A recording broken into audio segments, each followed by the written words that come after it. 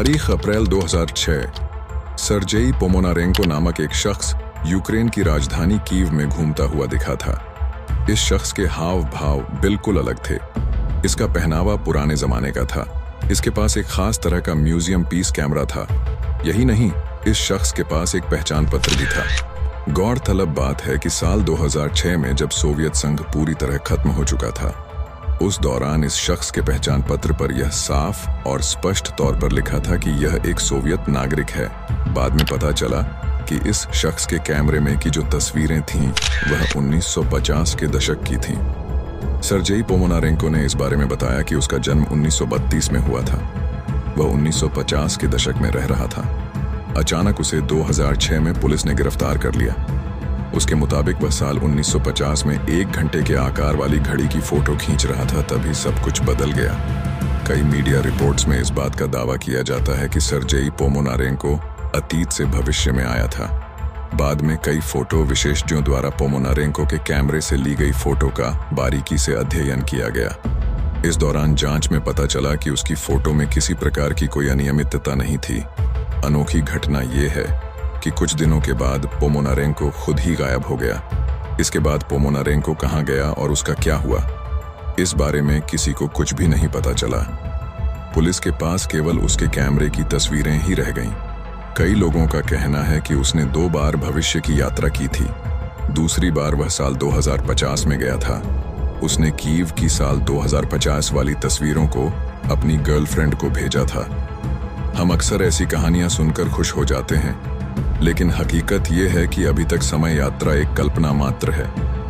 यद्यपि समय यात्रा 19वीं शताब्दी के बाद से काल्पनिक कहानियों का एक प्रमुख केंद्र रहा है और समय के फैलाव की घटना के कारण भविष्य की एक तरफा यात्रा सैद्धांतिक रूप से संभव भी है।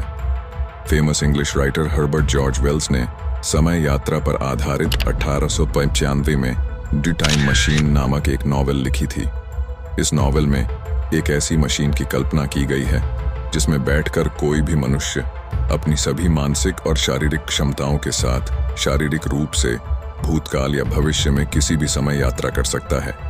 हालांकि वैज्ञानिकों का मानना है कि शायद भविष्य में समय यात्रा की संभावना है, लेकिन अतीत में समय यात्रा की संभावना लगभग न के बराबर है। आइए इस अवधारणा को एक सरल उदाहरण से समझते हैं।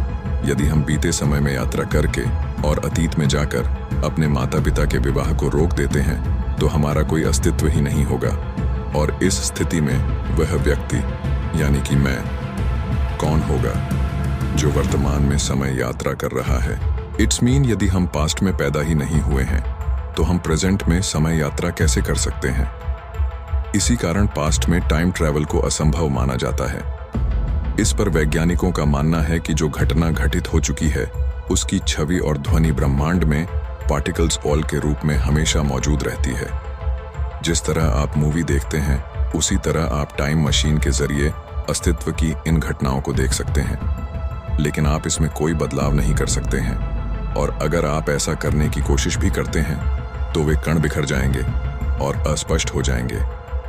हालांकि यदि हम इस उदाहरण को क्वांटम फिजिक्स के दृष्टिकोण से देखें तो जिस समय हम अतीत में जाकर अपने माता पिता के विवाह को रोकेंगे उसी समय ब्रह्मांड 2 भागों में विभाजित हो जाएगा और उसमें एक पैरेलल यूनिवर्स का निर्माण होगा जिसमें न तो हमारे माता पिता का विवाह होगा और न ही हम पैदा होंगे, और दूसरी ओर हमारा यूनिवर्स बिल्कुल वैसे ही बना रहेगा जिसमें हमारे माता पिता का विवाह हुआ होगा और हम भी पैदा हुए होंगे।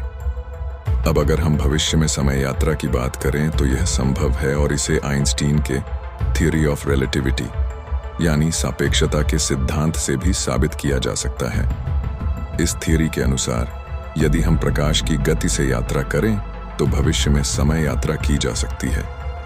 कुछ साइंटिस्ट के अनुसार टाइम ट्रैवल तभी संभव है जब हम समय के सापेक्ष प्रकाश की गति से या उससे तेज गति से यात्रा करने में सक्षम हो, जो कि अभी तक संभव नहीं हुआ है। उदाहरण के लिए, यदि एक 20 वर्षीय व्यक्ति को प्रकाश की गति से स्पेसशिप के माध्यम से अंतरिक्ष में भेजा जाता है और जब यह व्यक्ति अंतरिक्ष में 5 वर्ष बिताकर पृथ्वी पर लौट आता है, तब तक उसके ज्यादातर साथियों की अधिक आयु के कारण मृत्यु हो चुकी होगी। 5 साल अंतरिक्ष में बिताने के बाद इस शख्स की उम्र महज 25 साल होगी, जबकि इसके साथियों की उम्र 70 साल के करीब होगी। क्योंकि प्रकाश की गति से चलने के कारण इस व्यक्ति ने समय को पीछे छोड़ दिया, इसलिए अन्य साथियों की तुलना में इसके लिए समय की गति धीमी थी, जिसके कारण इसने अंतरिक्ष में 5 वर्ष के जीवन का अनुभव किया, जबकि इसके साथियों ने पृथ्वी पर जीवन के पूरे 50 साल का अनुभव किया। दूसरे शब्दों में कहें तो अंतरिक्ष में यह व्यक्ति भविष्य में 50 साल आगे पहुंच गया था और पृथ्वी पर वापस आकर अपने अतीत को देख रहा होता है। अब जैसे कि हम समय की गति से यात्रा कर सकते हैं, लेकिन अभी तक ऐसी कोई टाइम मशीन नहीं बनी है जो समय की गति से चल सके। सूर्य की किरणों को धरती पे पहुंचने के लिए 8 मिनट 20 सेकंड लगते हैं। अगर हम इसको ध्यान से समझें तो हम जो सूर्य की किरण देख रहे हैं वो 8 मिनट 20 सेकंड पुरानी है। इसका मतलब ये हुआ कि हम पास्ट को देख रहे हैं। सिंपल लैंग्वेज में कहे तो हमारी आंखें एक तरह से टाइम ट्रेवल कर रही हैं। 1905 के फेमस साइंटिस्ट अल्बर्ट आइंस्टीन ने थ्योरी ऑफ रिलेटिविटी दिया था।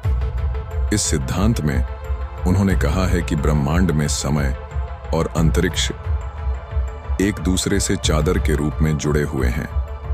ग्रेविटेशनल फोर्स के प्रभाव में आकर यह चादर नीचे मुड़ जाती है, जिससे समय रेखा में एक परिवर्तन देखने को मिलता है। अगर भविष्य में मानव जाति ऐसा कर पाती है तो इन्फिनिट यूनिवर्स की यात्रा मनुष्य के लिए वरदान साबित होगी। यकीन मानिए, जिस दिन ऐसा होगा उस दिन मनुष्य न केवल समय यात्रा करके अपना भविष्य बदल पाएगा, बल्कि मानव इतिहास एक बार फिर से लिखा जाएगा।